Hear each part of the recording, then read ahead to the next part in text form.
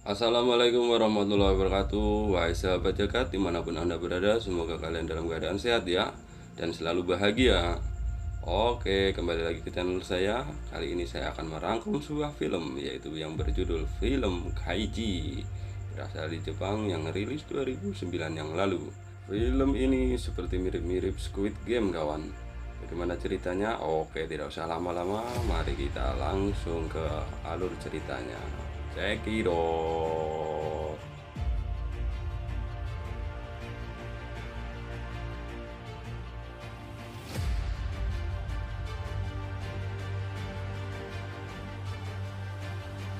Daichi itu adalah seorang pemuda yang pindah ke Jepang sebagai lulus sekolah. Di Jepang dia tidak mendapatkan pekerjaan dan sangat frustasi. Ada kehidupan sosialitas yang sangat besar.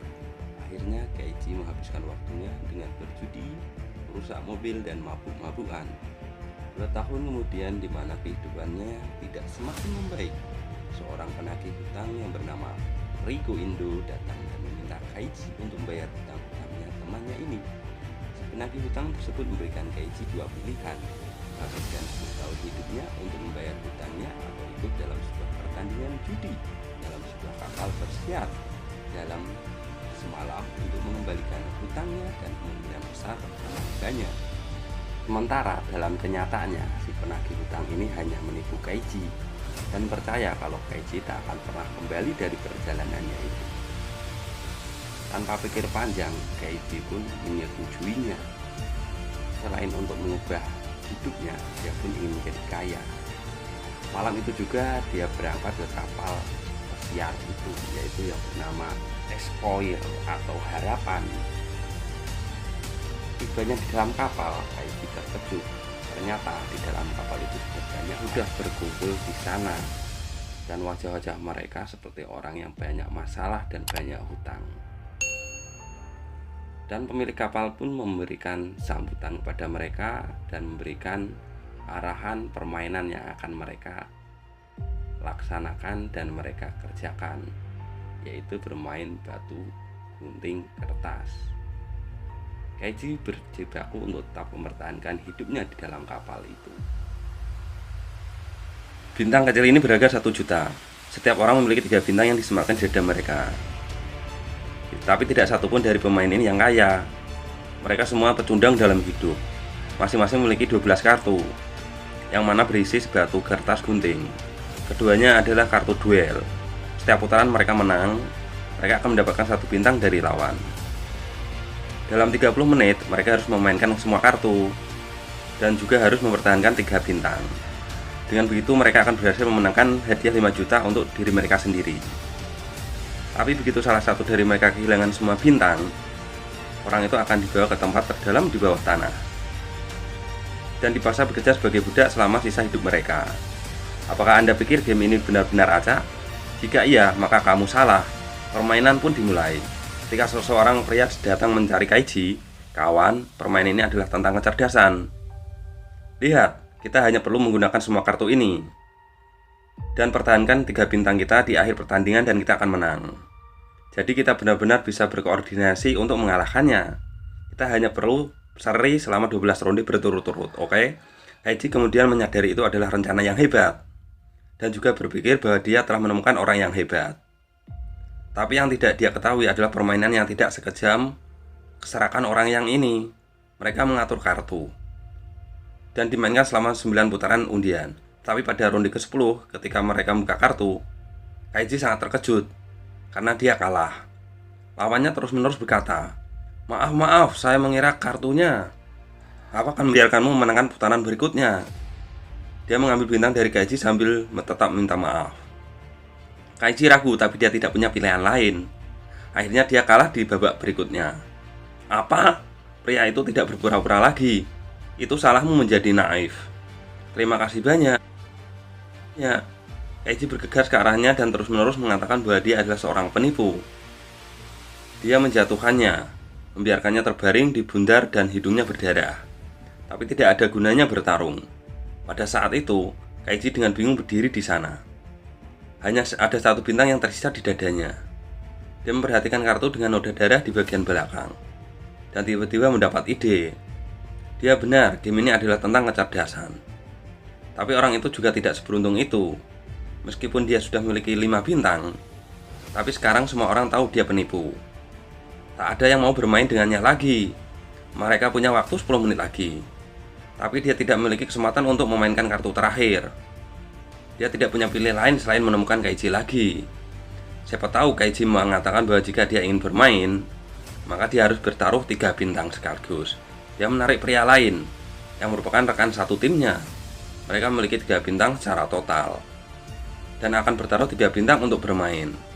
Orang itu mulai merasa ada yang tidak beres. Kaiji memiliki 1 bintang tersisa dan hanya ada 1 kartu yang tersisa, yang mungkin adalah gunting, dan kartu itu juga memiliki noda darah, yang merupakan kartu yang dia tandai dengan darahnya. Tapi kartu yang dia dapatkan saat itu adalah batu. Jadi dia pasti akan memenangkan ronde ini. Mari main, aku harus menyelesaikannya sebagai seorang laki-laki. Mereka mulai duel terakhir. Orang itu berteriak sambil mengetuk keras kartunya ke atas meja. Dia dengan percaya diri menunjukkan Kaiji, tapi Kaiji kemudian malah tertawa. Kamu bodoh, saya menang. Mustahil. Keduanya sangat gembira, tapi orang itu tidak bisa berkata-kata. Ternyata saat itu Kaiji menyadari lawannya akan melihat noda darah. Dia hanya perlu menemukan rekan setim dan ditukarkan kartu guntingnya dengan kartu kertas mereka. Dan dia tidak lupa untuk menghapus noda di atasnya dan ditinggalkan tanda serupa di kartu kertas. Dia ditipu ketika dia benar-benar percaya bahwa itu adalah kartu yang dia tangan. Yang dia ingat adalah gunting. Dia hampir tidak berpikir bahwa Kaiji akan menggunakan triknya juga. Jadi dia menggunakan kartu kertas untuk mengalahkannya. Kemudian semuanya terjadi sangat sederhana. Keduanya mengeluarkan semua kartu mereka dan memainkan 12 putaran imbang lurus. Dia pikir itu adalah kesuksesan yang sangat sederhana sekali. Tapi pria itu tiba-tiba menyadari bahwa dia masih punya 1 kartu tersisa. Waktu hampir habis, tapi Kaiji tidak ingin meninggalkannya kembali. Jadi dia secara sukarela menyerahkan semua kemenangannya itu. Ayo kita kalah bersama. Dengan begitu mereka dibawa ke bawah tanah, di mana mereka mendapat tanda perbudakan. Sebulan sudah Kaiji di dalam ruang bawah tanah menjadi seorang budak. Dan ini hari dia gajian pertama kali. Kaiji sangat senang sekali dan dia akan membeli sebuah bir. Ternyata dia mendapatkan gaji yang sangat rendah. Dia sangat panik. Dikala dia ingin membeli bir, dia ingat dia ingin keluar dari tempat itu dan ingin membayar hutang. Mandor pun memberikan dia sebuah bir kesukaannya. Saking senangnya, dia tidak terpuaskan. Oleh karena itu, dia pun menghabiskan uang gajiannya untuk membeli bir saat itu juga. Dan makan makanan cemilan sangat banyak. Kaiji sangat marah. Dia muak akan keadaan yang ada di dalam ruang bawah tanah ini.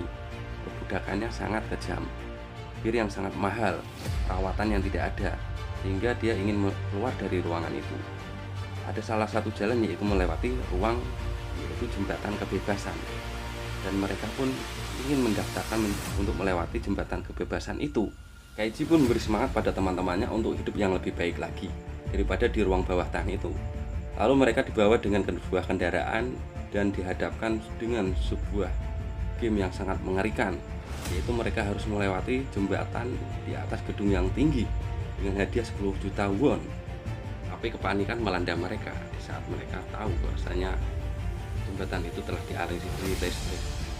Karena Kaiji memberikan semangat, maka pun mereka mau dan memberikan tanda di dalam sepatunya. Kaiji memberi semangat mereka agar mereka kuat dan tahan untuk melewati ini. Dengan itu, di balik gedung itu banyak penonton telah menyaksikan perjuangan mereka dan ingin melihat mereka mati semua. Dan akhirnya pun mereka menyeberang. Permainan pun dimulai. Mereka menyeberang satu persatu. Awalnya mereka bisa. Mereka 5 menit pertama mereka telah sampai di pertengahan. Kaiji pun hampir kehilangan keseimbangan dan hampir jatuh. Tiba-tiba salah satu dari teman mereka panik karena melihat akan turun hujan dan mereka pun jatuh. Dan kepanikan pun mulai terjadi.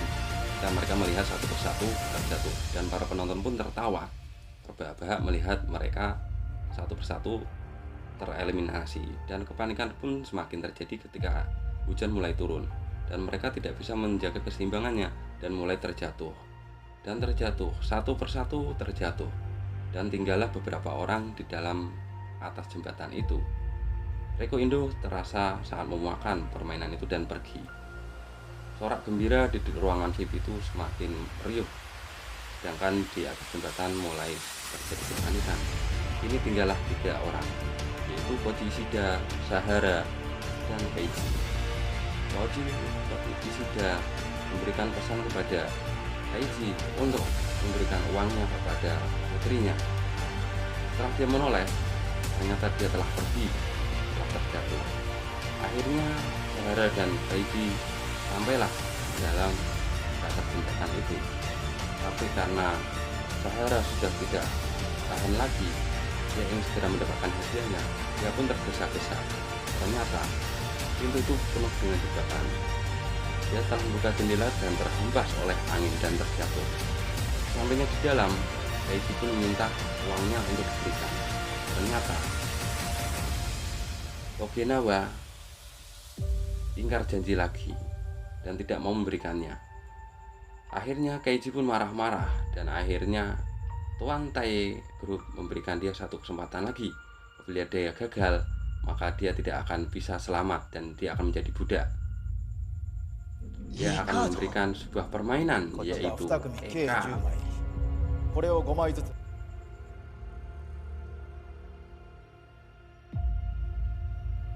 Keiichi kemudian beralih ke game lain yang merupakan dari game kecerdasan. Jika dia menang, dia mendapatkan uang tunai 500 juta. Tetapi jika dia kalah, dia akan terjebak dalam perbudakan selamanya. Kedua permainan ini memiliki kartu. Lawannya memiliki 1 kaisar dan 4 warga. Sementara Keiichi memiliki 1 budak dan 4 warga. Aturannya sederhana. Para pemain berduel dengan kartu. Warga mengalahkan budak, kaisar mengalahkan warga, sementara budak mengalahkan kaisar. Karena dia mendapat kaisar, jadi kesempatannya untuk menang 5 kali lebih tinggi dari Keiichi. Jadi jika Keiichi menang, hadiahnya akan langsung berlipat ganda 10 kali. Permainan pun dimulai. Keiichi sangat berhati-hati, tapi lawannya benar-benar tenang. Putaran pertama, warga vs warga, mereka seri. Babak kedua, Keiichi dengan terengah-engah mengambil kartu itu, sementara pria itu masih bermain dengan tenang. Mereka membalik kartunya. Sekali lagi, keduanya adalah warga. Babak ketiga, Keiichi merasakan tekanan yang sangat besar. Dia akan menggunakan kartu budak. Tapi ya ampun, gerakan Keiichi sangat lambat. Dia memindahkannya ke depan sambil berdoa untuk keberuntungannya. Ayo gunakan kaisarmu. Benar saja, pikirannya terlihat. Kata-katamu begitu keras, bahkan aku bisa mendengarnya. Itu pasti budak. Dia tanpa ragu memilih warga. Keiichi kalah di babak ini. Pria itu merasa senang dan puas. Dia mengatakan bahwa ekspresi Keiichi sangat jelas. Babak berikutnya dimulai. Keiichi sekali lagi memikirkannya strategi. Tapi mustahil kemudian dia menyadari bahwa lawannya sebenarnya tidak memperhatikannya, atau juga tidak melihat kartunya. Dia sepertinya melihat arlojinya saja. Keiichi sangat gugup. Setelah beberapa saat ragu-ragu, dia akhirnya memutuskan untuk memilih budak. Pria itu kemudian tersenyum dengan mata yang mendominasi. Dia kemudian mengeluarkan kartu warga lagi. Kena kau. Keiichi kalah lagi. Dia kemudian bawa ke pabrik bawah tanah dan dipaksa untuk bekerja sebagai budak mulai sekarang. Dia putus asa dengan tanda di lengannya. Tapi kemudian itu seperti mendapatkan ide di cahaya di benaknya. Keiichi menyadari tidak ada kamera di ruang bermain dan hampir tidak ada penjaga di sekelilingnya. Jadi bagaimana lawan melihat mulai pikirannya? Jawabannya ada di lengannya saat itu. Ternyata di bawah tanda mereka sudah memasukkan microchip.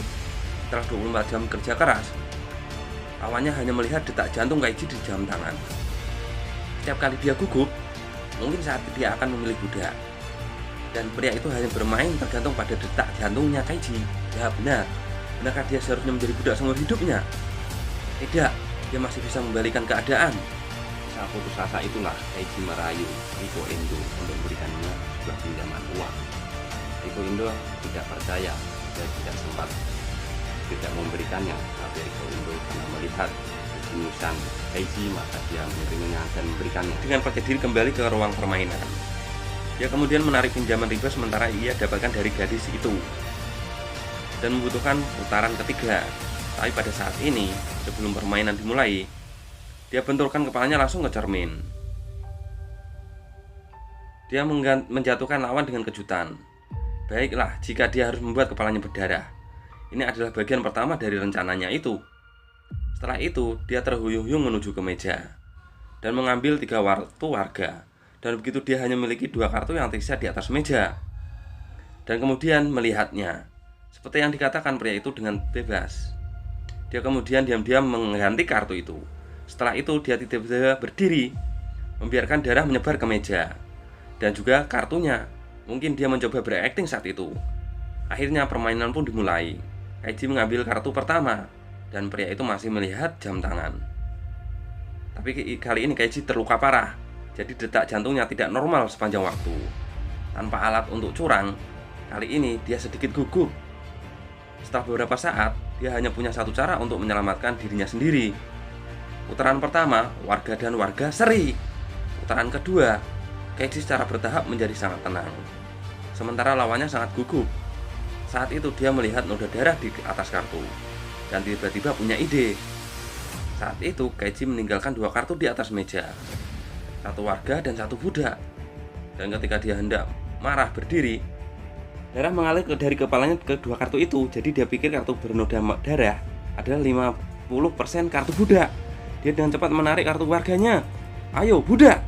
Tapi hasilnya masih 2 warga. Tidak apa-apa, karena sekarang dia tahu kartu lain pasti adalah budak. Babak ketiga mereka memiliki hasil seimbang lagi. Tapi sebagai putaran keempat, ini adalah titik pertandingan yang ekstrim. Kaiji dengan hati-hati mengeluarkan kartu itu. Pria itu hampir menjatuhkannya. Akhirnya momen ini datang juga. Noda darah telah mengekspos kartu Anda. Dia akan memilih kartu warga. Tapi kemudian tiba-tiba ragu. Ada noda darah di kartu itu. Orang ini bodoh untuk tidak menyadarinya, tapi dia benar-benar menyekannya dengan handuk dan ditukarkan dengan kartu yang lain saat itu. Pria itu benar-benar berpikir bahwa pada permainan pertama gunting kertas batu, dia juga menggunakan detail ini untuk mengelabui lawannya. Kamu kalah. Itu tidak benar, dia pasti menggunakan trik ini lagi. Dia sengaja membiarkanku melihatnya. Itu sebenarnya kartu warga. Kau tidak bisa menipuku semudah itu, nak. Dia kemudian menarik keluar kaisar. Tapi Kaiji tidak bergerak sama sekali. Dia hanya mengatakan, terima kasih. Budak dan kaisar. Kaiji menang. Ternyata Kaiji tahu lawannya akan mengetahui detail itu. Dia tahu bahwa pria licik ini tidak akan pernah melewatkan detail ini. Jadi Kaiji hanya memalsukan para gerakannya untuk membuatnya percaya bahwa Kaiji bertukar kartu. Orang itu akhirnya dibawa ke ruang bawah tanah dan menjadi budak mereka selamanya. Dan Kaiji akhirnya memenangkan hadiah 500 juta. Meskipun itu hanya permainan, tapi aku benar-benar berpikir bahwa ternyata di dunia ini tidak ada yang benar-benar tergantung kepada keberuntungan, bahwa yang menang adalah yang mendapatkan rezeki. Onigawa pun harus mengganti uang yang telah dihabiskan kepada Endo. Kaiji pun gembira dengan kemenangannya dan pun merayakan kemenangannya bersama Riko Indo. Anda mengira pasti ya mereka akan hidup bahagia dan bercinta. Mereka memikirkan, ya tentu tapi perkiraan Anda salah. Ternyata Riko Indo ini pun lebih licik daripada Onigawa. Maka dari itu hati-hatilah dengan wanita cantik, karena semakin cantik maka dia akan semakin menipu dia. Ternyata Riko Indo telah memberikan anestesi ke dalam minumannya Kaiji sehingga Kaiji tidur dan pingsan. Saat dia terbangun dia sangat kaget karena uangnya telah hilang. Dan Riko Indo telah meninggalkan sebuah surat buat Kaiji yang menyatakan permintaan maafnya padanya dan mengucapkan banyak-banyak terima kasih kepada Kaiji. Di dalam surat itu Riko Indo mengatakan bahwasanya pinjaman 50 juta yen itu berbunga setiap menitnya dan dia pun harus mengganti kerusakan mobilnya yang telah dirusakkan oleh Kaiji. Kaiji sangat begitu terpukul dan dia marah, tapi tidak bisa marah dengan siapa. Riko Indo pun membuang name tag-nya dan dia memulai hidup barunya bersama anak buahnya. Bagaimana kisah selanjutnya Kaiji? Kaiji begitu malang sekali. Dia tidak pernah mengalami keberuntungan. Di kisah terakhir, Kaiji pun mencari anaknya Koji Ishida untuk menjalankan amanahnya. Dia memberikan semua uang yang dia miliki kepada Yasuda putrinya Koji Ishida.